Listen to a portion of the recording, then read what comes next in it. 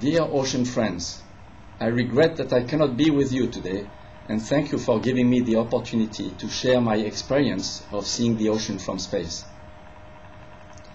I've been flying several hundred times around the globe, and more than 1/3 of these orbits were just above the Pacific Ocean. This is by far the largest area on Earth seen in one piece, without any visible dividing feature. It has inspired me several thoughts that I would like to pass on in this message. First, it's about globality. In our daily life on Earth, we are used to live and think local, without spontaneously thinking that this local is part of a bigger element. I was lucky to see the Earth from high enough to realize that we, the living beings, are all passengers of a unique natural spaceship, our home planet, the largest feature of which is the Pacific Ocean. It appears as one huge place, one immense shared habitat with no borders, so uniform across a wide visual angle that it is hard to believe from this view that it houses so many different local places. This brings me to my second point, diversity.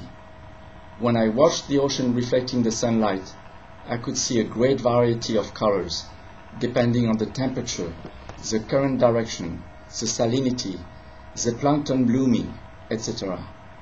The masses of clouds across thousands of kilometers had a unique, continuously changing shapes and contours. Islands here and there, large, small, turquoise, rocky, isolated, or laid out in groups, were also unique in look, spread across like tiny jewels lost in this immensity. All this diversity comes from one specific feature of Earth, life. The ocean has been and will remain a source of life. It is also the main resource provider to sustain life, similar to our life support system in our spaceship. These two aspects of the Pacific Ocean, globality and diversity, should trigger within each human being our respect. The ocean is powerful. It will be there for a billion years with or without us. But at this time, its beauty and generosity should make us feel altogether part of that same whole that we share and must protect. Over many generations, the inhabitants of the ocean have built up a privileged relationship with their surrounding natural element. For each local place of the ocean, this relationship tells the past, makes the present, and gives a view on the future. After all, even if the techniques or arts used in expressing this relationship are local, they refer to the same global whole that we see from space. Therefore, their subliminal message is common across the entire ocean.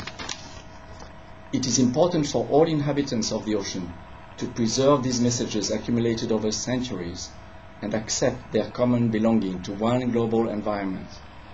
If all Earthlings had a chance to see the Earth from space, they would see during daylight orbits that the ocean is immense, colorful, and alive. And during night orbits, they would see that humans live mainly along coastlines because their lives depend on the ocean. They would think like one people. I wish you a successful workshop for a stronger and recognized Pacific culture heritage. I'm François CLERVOY, astronaut of the European Space Agency, ambassador of the French Polynesia Marine Life Preservation non-profit association, Te Mana o Te Moana. Thank you.